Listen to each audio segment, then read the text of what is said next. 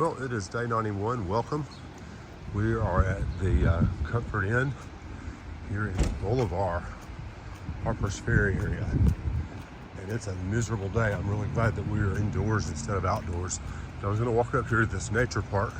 If you followed our videos in 2019, you'll remember this gazebo had a 4 or 5 night run of hikers coming out here to enjoy time together and sitting and singing and drinking and all that sort of thing. So anyway, it was a nice place to be. I wanted to show this to you.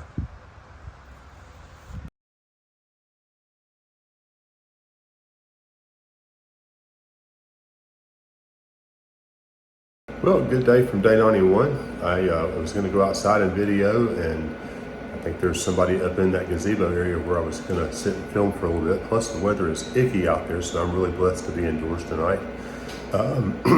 So it's a 0-day video, and I spent some time this afternoon. Finally, I've been going back through some comments and replying to as many as I have been able to. And also looking for questions that you have had that you wanted to see me answer in a 0-day video. So I'm going to run through. I've actually got a hand scratched out list here of several questions and comments that folks had that I wanted to address. So we may do this in one take. I may chop it all to pieces, but I'm sitting here at the Quality Inn in Boulevard, West Virginia, right adjacent to Harpers Ferry.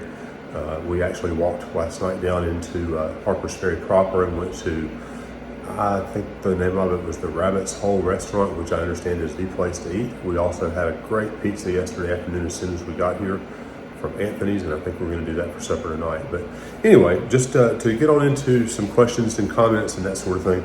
Several of you mentioned the thumbnail video for our video from the priest shelter several days back, and the thumbnail video was one of the privies. And the question that was asked or that was commented about was, how do those things work? And you know, honestly, it's a little different from an outhouse. A lot of the privies are set above the grade of the ground. It's not just a hole in the ground. They will be built up, and then there would be a wire mesh underneath that catches everything underneath. And most of the privies that we've been around so far have got inside of them a little bin of sawdust or leaves or some type of organic matter, and the hikers are encouraged to toss in a handful of leaves or sawdust in behind them, or pine flakes or what have you, to add organic matter. And over time, the insects and the organic matter and the waste materials kind of combine and work together to make a compost that they, you know, they'll have trail maintainers that'll come out from time to time. They will, you know, turn things over a little bit. They'll rake things flat. But over time, that all kind of works its way together and makes a compostable material that I guess they just toss out in the forest somewhere away from the campsite. So Privy 101, there's your lesson. Somebody asked me, you know, what do I miss? And I'm sorry about shaking. I'm trying to hold the video camera or the phone here with one hand, and that hand got tired. So what do I miss about teaching? Because a lot of you know that in a former life, I was a high school math teacher for 29 years. There's some things that I do miss about that job. I really miss my colleagues. And I'm not just trying to suck up to those of them that I know probably are some of them are watching the videos. But, you know, I was blessed to work with people that I dearly loved. Dearly loved, still do. And I think about them quite often as I'm hiking up the trail. And I think that's one of the things that I miss the most is working with my colleagues that became such good friends of mine, but also the students. In the last couple of 3 years especially that I taught, I had some really stellar groups of students in my classes that, you know, some of them were still friends today. And that's a blessing to have been able to work with young people that enjoyed learning, that, you know, we got along. They laughed at my jokes, whether they, you know, were doing that just to make me happy, I don't know. I think they enjoyed it. I think that it was a good thing. So that's one of the things that I miss. Now, one of the things I don't miss at all, I had the opportunity to do some mentoring or some pull-out work a year or two back, and I really would love to have done that just to be back in the system with my colleagues and with some of the students. But I really don't miss having somewhere to be every day. So retirement is a lifestyle that I highly endorse, and I hope that you get to reach that and enjoy that stage of life that you're in your future. Somebody was asking, not asking, but informing me, in day 75's video, I had posted a picture, I think it was in day 75, and I'm going to go back and try to put that picture in on top of this video, but who knows whether I can find it in all the rafts of video files that I have. There were some plants down near a water source that I said reminded me of hosta that my mom had in her garden or in her flower beds. And I'm told by, I can't read my own writing now, Binerman, 1366, that's called skunk cabbage. So I'll have to look that up, and I'll see if I can put a clip of that in here along with this video. Lots of comments about the trillium. Apparently I was right about the trillium, and I've heard it on several sources that trillium comes in a variety of different colors, and I've seen several this year.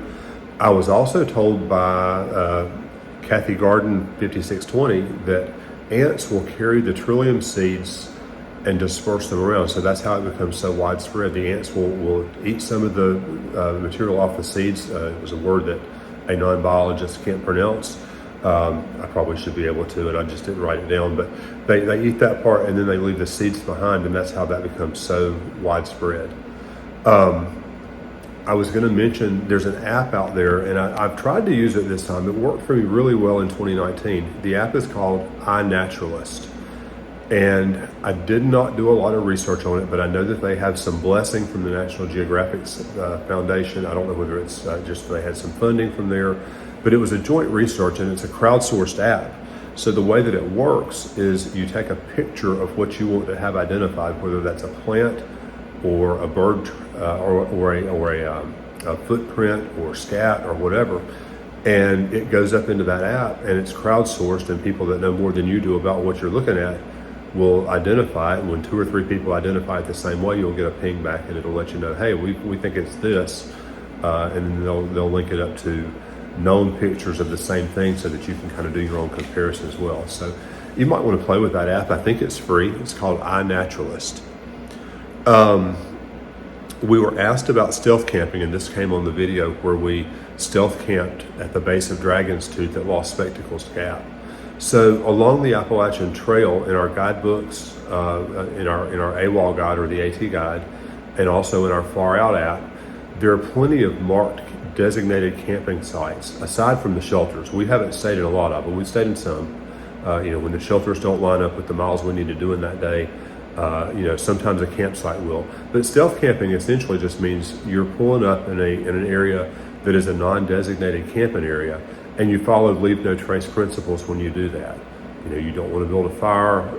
You want to fluff up the grass and the ground or leaf cover or whatever when you leave it so that no one knows that you've been there. And stealth camping is permitted along the AT most of the places. Now, there are some places where there's some clearly marked no camping areas, and we obviously observe that. But yeah, that's what it means to stealth camp, is you're just pulling up in a non-designated camping area. The downside to it is a lot of times those are dry camps, meaning that you don't have a water source nearby. And it's really kind of a handy thing to have, is to have water so that you can make your supper and your breakfast and that sort of thing. So we don't make a lot of use of those, but we've seen quite a few of them, and we're not saying we won't stay there in the future. If we get to a spot where, hey, our miles need to end right here, well, we'll carry in some water and we'll do that. So stealth camping is that. A friend, Kirsten, asked, how do you keep in such a good space? And I'm thinking mental space is probably what she says. And I've had several folks who have commented that I seem to have a positive attitude. And honestly, I think that's just me. I can get lost in my thoughts. This has been a very trying weekend. We got into town yesterday, and I thought I had a car rental set up. And just a few minutes after I got off the phone with the rental company, the local agency called and said, hey, we just got a rental in for you, but we don't have any cars. And we were planning to be here for 2 or 3 days, and we're in an area where the closest place that we can get a soda and some snacks is almost a mile uphill away up through town. And the nearest grocery store is 5 miles out. So we're kind of hung, and we're in Harpers Ferry. We had hoped to do a battlefield. That was actually supposed to be our video today, was to go out to Gettysburg or to Antietam. and do a video there. And we weren't able to get a car. And I've been on the phone for the last 24 hours with corporate, with 2 or 3 different local offices, trying to find a vehicle for us so that we can go to resupply. And I did finally this afternoon. I got a Lyft driver to pick me up and to take me over to Walmart to get some food for the hotel for today, and then we'll do the same thing tomorrow when we get our logistics for the week set up, and we know how much food we need to buy to resupply. So it would be really easy for me to be down, and yes, I have been cross and I have been frustrated, especially yesterday trying to deal with this car rental situation. But at the end of the day, we're indoors and it's raining outdoors, so that's a good thing. I've been able to upload 6 or 8 videos today, and yesterday I edited videos last night, got that done. I slept in a really comfortable warm bed last night. I had 2 pillows instead of my 1 pillow, so my side sleeping wasn't a big deal. So, we're blessed, and honestly, life's just too short to have a sour attitude. I try to keep a positive attitude because it helps me, but it also helps Hawkeye for me to be positive and to not get stuck on the negative things. Now, is that to say we are always a basket of rainbows and unicorns, to quote one of my dear friend teachers? No, there are some days, and actually day before yesterday, coming over the roller coaster was most definitely one of those days. It was a day where we thought we were going to have trail magic at the midway point, excuse me, and that didn't come to fruition. There were just several things. The terrain was rough and rocky. We had almost 6,000 feet of elevation gain in 18 miles. And it was not our happiest day of hiking. And did we both have meltdowns? Well, very nearly so, but we got through it, and we're proud of ourselves for getting through it. And to be truthful, at the end of the day, we pulled into the Blackburn AT Center, which is not a place that we had planned to stop. And I'm so glad that we did, because it turns out that one of our subscribers is the caretaker there. And I showed you his pictures in a video yesterday. I would imagine maybe the day before. He took us through the house and explained to us its history. And he and I had a really long, enjoyable conversation out on the front porch that night. And it was really nice to have met Chris and to talk with him. And Chris, thank you for watching our videos and for being a subscriber. All right, looking at my list here again. So in video 71, apparently there was some sort of a leafy lichen. And again, I'll try to go back and find that video and put a clip in here. And I forgot to write down the gentleman's name who identified it, but he calls it tripe lichen. And he said that Washington's troops apparently ate that for survival purposes as they were marching through this area. So I'll try to find that picture from my day 71 video. Also from day 71, when we came over Apple Orchard Mountain, that's the one with the big golf ball looking thing at the top of it. And you may remember that after I had my little snack and was walking across the end of it, I was thinking, well, I wonder why this is called Apple Orchard Mountain. And there were all these trees just down off the ridge line. And I said, well, maybe those are apple trees. And I have been corrected that they are northern red oaks. Daniel Burnett identified that and said that, yeah, they are twisted and scraggly, kind of like apple trees, the ones that we know back home, but they were actually northern red oaks. I had a question about shoes. Are we still in our same shoes? Well, the answer to that is no. The video by now has come out that Beth and Griffin came out last weekend. Griffin's girlfriend came along with them. And that was one of our first requests is, hey, we got to have some new shoes. So I got online and I ordered us both new shoes. So my shoes lasted 925 miles, I think it was, to Luray where we got off. And my shoes are a little bit more rugged than the ones Gavin was. Gavin's are a little bit more like tennis shoes. He bought his first pair of shoes in Franklin. Well, second pair. The ones he started with, he didn't like as well. So he had maybe 100 or so miles less on his, but it was most definitely time for both of us to have new shoes. Mine weren't tearing up, but the tread was worn a little bit, and I'm quite sure that for both of us, the cushioning on the inside was probably, completely and totally shot. So yeah, they say about every 500 miles, probably, like I said, the shoes that I wear, it's the North Face Ultra 112, is a little bit more rugged. I think they will hold up to more wear. They're not going to be disintegrating on you. You're not going to have the soles flapping as I knock the table wood here. They're gonna last on the outside, but it's the inside guts of the shoes that are going to be sprung, and probably about every 600 or 700 miles would be the right thing to do for those. A question about how much road walking there is on the Appalachian Trail from Selena, and the answer to that, and I put this in the comment, the spoiler is really there's not a lot of road walking on the Appalachian Trail. The Appalachian Trail Conference has, and I think National Park Service, I could be wrong about that, but I know that the ATC has been involved in trying to move as much of the trail as possible off of roadways. Now, do we walk by them? Yes, we see roads quite often, and of course for the last however many couple hundred miles, you've been seeing the Blue Ridge Parkway and then more recently Skyline Drive. And we certainly paralleled Skyline Drive and crossed and wove back and forth across it as we came through the Shenandoah National Park. But we didn't actually walk on the roadway anywhere. There were a couple of places where we would walk across the road or walk over an overpass, an overlook. But yeah, we didn't ever have to do a lot of road walking. Maybe 50 or 100 feet here or there or yonder, what have you. Let's see here. I was looking to see if I had any other questions. One or two others. Oh, in day 62, I remember that day we were coming through a field, and we came up over a ridge, down and around, and then over a fenceway, and then we were looking out into the distance, and the pasture land was mowed crisscross. As this commenter said, it looked like somebody mowed it while they were drinking. And he said that the ATC actually mows those fields that way. They mow those pathways to encourage habitat for the golden-winged warbler. And that's courtesy of Miller Time. That's the one that made that comment.